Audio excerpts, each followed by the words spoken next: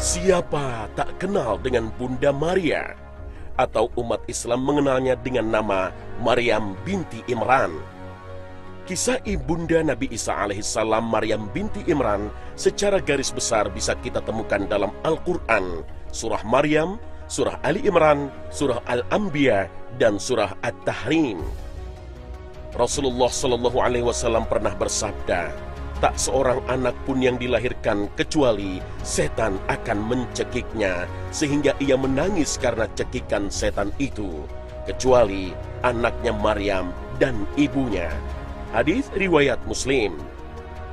Dan memang ketika bayi Maryam lahir dari bundanya Hannah, tidak ada tangisan layaknya bayi yang menangis pada umumnya.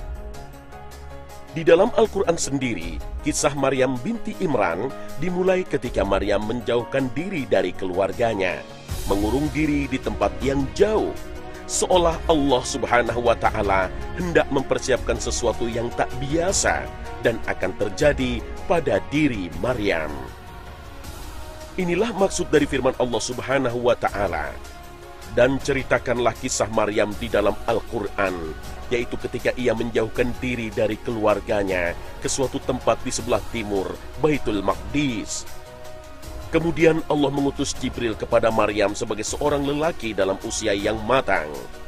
Lalu kami mengutus roh kami kepadanya, maka ia menjelma di hadapannya dalam bentuk manusia yang sempurna. Maryam sebagai wanita yang terjaga dan baik dalam keadaan seperti ini tak lain yang diucapkan selain berlindung kepada Allah. Maryam berkata, sesungguhnya aku berlindung daripadamu kepada Tuhan yang Maha Pemurah jika kamu seorang yang bertakwa. Lelaki tersebut menjawab dengan baik dan sopan, sesungguhnya aku adalah utusan Robmu agar aku memberikan kabar kepadamu seorang anak yang cerdas. Maryam menjawab, bagaimana bisa aku dapat memiliki seorang anak, sedangkan aku tak pernah tersentuh oleh lelaki, dan aku bukan juga seorang wanita pelacur. Namun malaikat dalam jelmaan lelaki itu berusaha menjelaskan tentang kekuasaan Allah yang mampu mencipta sesuatu di luar kekuasaan manusia. Jibril berkata, demikianlah, Tuhanmu berfirman, hal itu adalah mudah bagiku, dan agar dapat kami menjadikannya suatu tanda bagi manusia dan sebagai rahmat dari kami. Dan hal itu adalah suatu perkara yang sudah diputuskan. Al-Quran, Surah Maryam, ayat 16 hingga 21.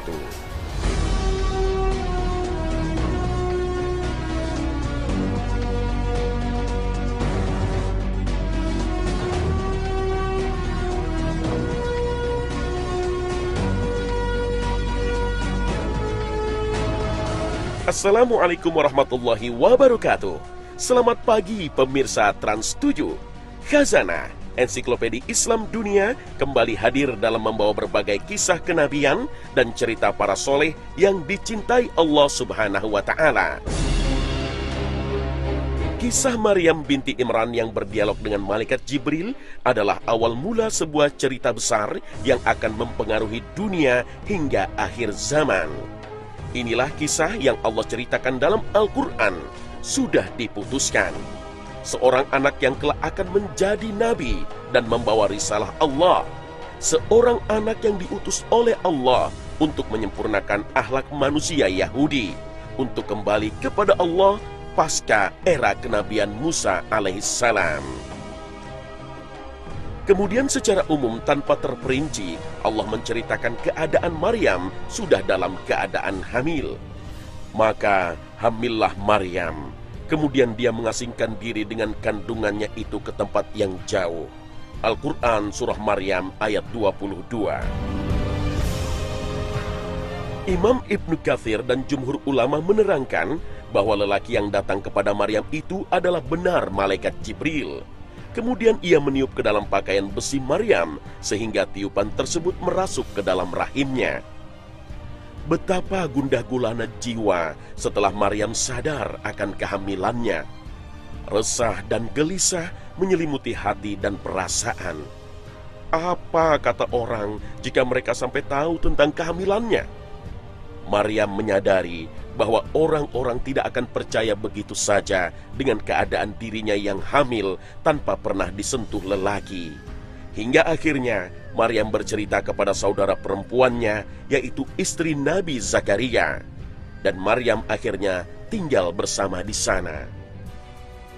Nabi Zakaria sendiri tengah berharap kepada Allah agar dikaruniakan seorang anak, karena usianya yang mulai tua dan istrinya yang mandul. Namun sekali lagi Allah menunjukkan kuasanya, sang istri hamil. Kehamilan Maryam Allah lebihkan dengan memuliakannya lewat beberapa keajaiban. Allah selalu mengirimkan untuknya makanan, dan Nabi Zakaria mengetahui hal ini. Waktu berjalan hingga tiba masa Maryam melakukan persalinan. Dia menjauh dari keluarga Zakaria, berjalan menyembunyikan seorang diri bersama kesuciannya. Tanpa bekal ilmu persalinan, tanpa bimbingan orang lain dalam menghadapi saat pertaruhan antara hidup dan mati, Allah berfirman, maka rasa sakit akan melahirkan anak memaksa ia bersandar pada pangkal pohon kurma. Dia berkata, aduhai, alangkah baiknya aku mati sebelum ini, dan aku menjadi barang yang tidak berarti lagi dilupakan. Maka Jibril menyeru dari tempat yang rendah, janganlah kamu bersedih hati. Sesungguhnya Tuhanmu telah menjadikan anak sungai di bawahmu. Maka atas kuasa Allah, lahirlah seorang bayi lelaki bernama Isa. Lalu Allah menunjukkan Maryam makanan dan minuman untuk keduanya. Dan goyangkanlah pangkal pohon kurma itu ke arahmu. Niscaya pohon itu akan menggugurkan buah kurma yang matang kepadamu. Al-Quran Surah Maryam ayat 25. Imam Ibnu Katsir menjelaskan, ketika kehamilan Maryam mulai nampak, ada seorang laki-laki soleh dari kalangan kerabatnya yang berkhidmat untuk Baitul Maqdis. Konon lelaki itu bernama Yusuf An-Najjar. Manakala dia melihat perut Maryam semakin besar, dia tak kuasa menahan rasa penasaran. Hingga akhirnya ia berkata, hai Maryam, jangan tersinggung. Aku bertanya kepadamu, apakah bisa tumbuhan tumbuh tanpa benih? Bisakah umbian tumbuh tanpa biji? Apakah mungkin seorang anak lahir tanpa ayah? Maryam pun menjawab, iya, saya paham yang kamu maksudkan. Sesungguhnya Allah menciptakan tumbuhan pada awal mulanya tanpa benih dan biji. Dan demikian juga Allah menciptakan Adam tanpa ibu dan bapa. Akhirnya lelaki itu pun percaya dengan kesucian Maryam. Inilah bukti bahwa Allah menjaga Maryam, bahkan menunjukkan cara menghadapi orang-orang yang kelak akan bertanya tentang diri dan anaknya.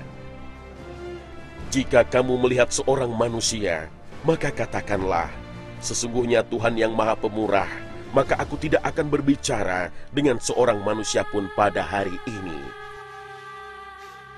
Demikianlah babak baru kehidupan Maryam dimulai. Kini Maryam berada di tengah masyarakat, menggendong sang buah hati. Sementara mereka mengetahui bahwa Maryam tidak memiliki suami. Allah berfirman, maka Maryam membawa anak itu kepada kaumnya dengan menggendongnya. Kaumnya berkata, hai Maryam, sesungguhnya kamu telah melakukan sesuatu yang amat mungkar. Hai saudara perempuan Harun, ayahmu sekali-kali bukanlah seorang yang jahat, dan ibumu sekali-kali bukanlah seorang pezina. Maryam hanya diam tanpa bicara, dan menjawab semua pertanyaan tadi dengan isyarat tangan yang ditunjukkan ke arah bayi yang digendongnya. Maka Maryam menunjuk kepada anaknya. Mereka berkata, bagaimana kami akan berbicara dengan anak kecil yang masih di dalam ayunan? Maka atas izin Allah, bayi kecil itu mampu menjawab tuduhan kepada ibunya. Berkata Isa, sesungguhnya aku ini hamba Allah. Dia memberiku Alkitab, Injil, dan dia menjadikan aku seorang nabi.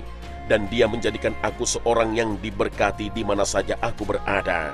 dan dia memerintahkan kepadaku mendirikan sholat dan menunaikan zakat selama aku hidup, dan berbakti kepada ibuku, dan dia tidak menjadikan aku seorang yang sombong lagi celaka, dan kesejahteraan semoga dilimpahkan kepadaku pada hari aku dilahirkan, pada hari aku meninggal, dan pada hari aku dibangkitkan hidup kembali.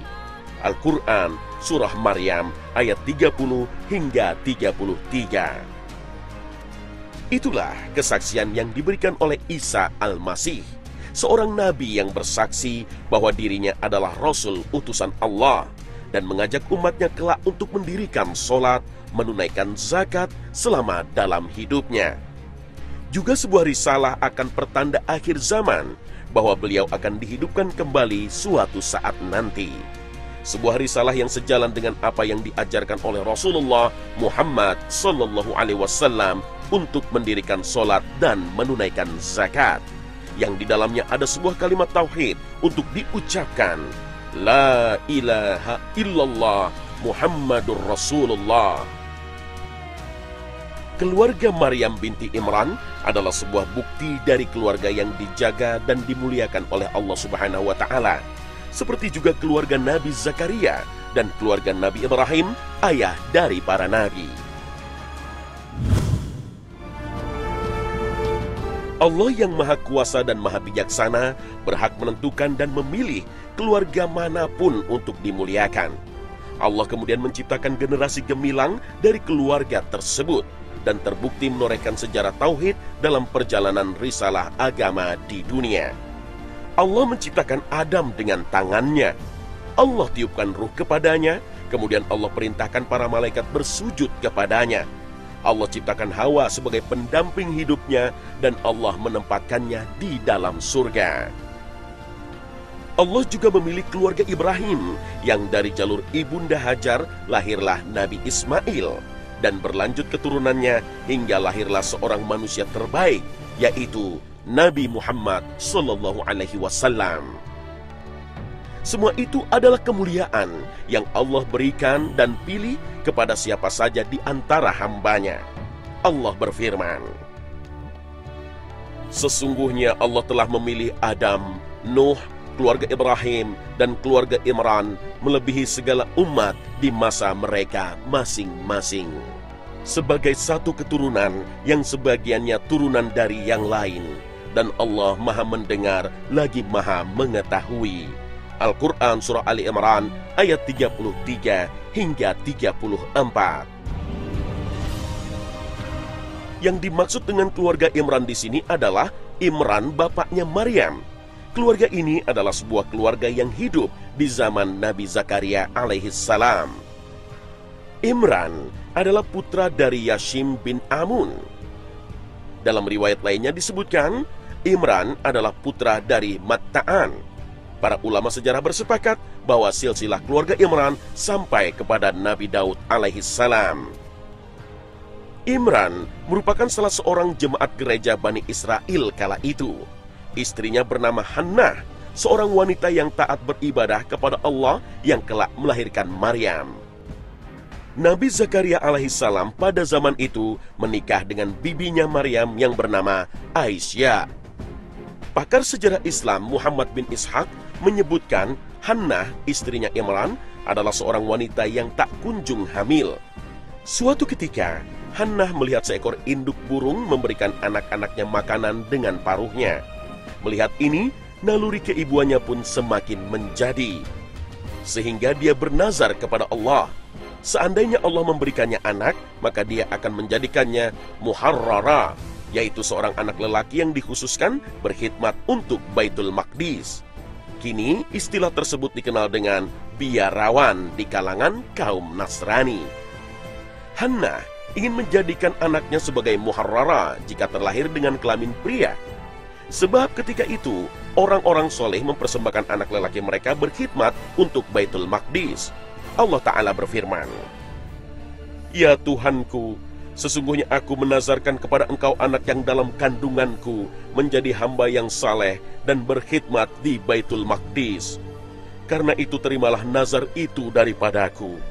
Sesungguhnya Engkaulah yang maha mendengar lagi maha mengetahui. Al-Quran Surah Ali Imran ayat 35. Waktu berjalan, tibalah waktunya Hannah melahirkan. Namun yang terlahir bukanlah bayi laki-laki seperti yang dia bayangkan sebelumnya. Yang terlahir adalah seorang bayi perempuan. Dalam tradisi mereka, tentunya perempuan tidaklah sama dengan lelaki dalam hal pengabdian ke Baitul Maqdis. Allah berfirman tentang hal ini. Maka tatkala istri Imran melahirkan anaknya, dia pun berkata, "Ya Tuhanku, sesungguhnya aku melahirkannya seorang anak perempuan. Dan Allah lebih mengetahui apa yang dilahirkannya itu. Dan anak laki-laki tidaklah seperti anak perempuan." Al-Quran Surah Ali Imran ayat 36. Kata Imam Asy-Syaukani, ucapan Hannah ini menggambarkan sedikit rasa pupus. Namun Hannah tetap bersyukur dan bersabar, menerima dan pasrah kepada putusan Allah. Hannah kemudian menamakan bayi perempuannya dengan nama Maryam. Allah berfirman, "Sesungguhnya aku telah menamai dia Maryam." Al-Quran Surah Ali Imran ayat 36. Adalah doa yang dipanjatkan Hannah kepada Allah untuk putri tercintanya ialah memohonkan perlindungan kepada Allah agar dia dan keturunannya kelak terlindung dari syaitan. Allah berfirman, "Wa inni u'izuha bika wa dzurriyyataha minasy syaithanir rajim."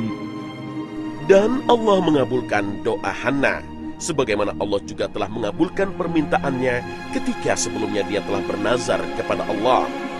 Saat terlahir, Maryam sama sekali tidak berteriak menangis, sebagaimana pada umumnya seorang bayi terlahir. Hingga selesai masa persusuan Maryam, seperti yang telah dinazarkan ibunya, Hannah membawa putrinya ke gereja waktu itu agar pengasuhannya ditangani oleh para ahli ibadah. Saat itu, para ahli ibadah saling berebut mendapatkan hak asuh atas Maryam, termasuk Nabi Zakaria sebagai seorang kerabat terdekatnya. Karena istri Nabi Zakaria adalah bibi dari Maryam, maka lebih berhak untuk mengasuh Maryam yang derajatnya sama dengan seorang ibu. Namun para ahli ibadah lain meminta kepada Nabi Zakaria agar diadakan undian. Siapa saja yang namanya keluar, maka dialah yang berhak mengasuh Maryam. Allah berfirman, "Maka Tuhannya menerimanya sebagai nazar dengan penerimaan yang baik dan mendidiknya dengan pendidikan yang baik, dan Allah menjadikan Zakaria pemeliharanya." Dengan lebih jelas dalam ayat lain Allah juga berfirman, "Yang demikian itu adalah sebagian dari berita-berita gaib yang kami wahyukan kepada kamu, ya Muhammad. Padahal kamu tidak hadir beserta mereka ketika mereka melemparkan anak-anak panah mereka untuk mengundi siapa di antara mereka yang akan memelihara Maryam. Dan kamu tidak hadir di sisi mereka ketika mereka bersengketa." Al-Quran Surah Ali Imran ayat 44. Dalam didikan seorang nabi, Maryam diberikan tempat khusus di bagian dalam gereja. Tidak ada seorang pun yang boleh memasuki tempat tersebut kecuali Maryam. Dalam mihrab, Maryam beribadah kepada Allah. Siang dan malam dia gunakan hanya untuk ibadah kepada Allah. Sampai akhirnya tersohorlah namanya di kalangan masyarakat sebagai sosok wanita mulia yang sangat taat kepada Allah. Sampai akhirnya Nabi Zakaria menemukan makanan yang tidak lumrah di tempat ibadah Maryam. Ada buah yang hanya bisa didapat pada musim dingin saja, sementara buah-buahan musim panas tiba-tiba tersedia pada musim dingin. Semua terhidang di dalam mihrab Maryam. Allah berfirman, setiap Zakaria masuk untuk menemui Maryam di mihrab, ia dapati makanan di sisinya. Zakaria berkata, "Hai Maryam, dari mana kamu memperoleh makanan ini?" Maryam menjawab, "Makanan itu dari sisi Allah. Sesungguhnya Allah memberi rezeki kepada siapa yang dikehendakinya tanpa hisab." Al-Quran Surah Ali Imran ayat 37. Setelah melihat kemuliaan Maryam yang sangat luar biasa, disitulah Nabi Zakaria menjadi sangat ingin memiliki seorang anak dari darah dagingnya sendiri. Walaupun ketika itu beliau telah menginjak usia tua. Allah berfirman, di sanalah Zakaria mendoa kepada Tuhannya seraya berkata, "Ya Tuhanku, berilah aku dari sisi Engkau seorang anak yang baik. Sesungguhnya Engkau Maha Pendengar doa." Al-Quran Surah Ali Imran ayat 38. Dan Allah menunjukkan kuasanya dengan memberikan Nabi Zakaria seorang keturunan. Nabi yang secara usia sudah tua dan seorang istri yang divonis mandul. Nabi yang diberi tugas menjaga seorang wanita mulia, Maryam, yang kelak akan melahirkan seorang nabi masa depan yang akan menjaga syariat Allah dan kembali muncul di akhir zaman dengan mengharamkan babi dan membunuh Dajjal.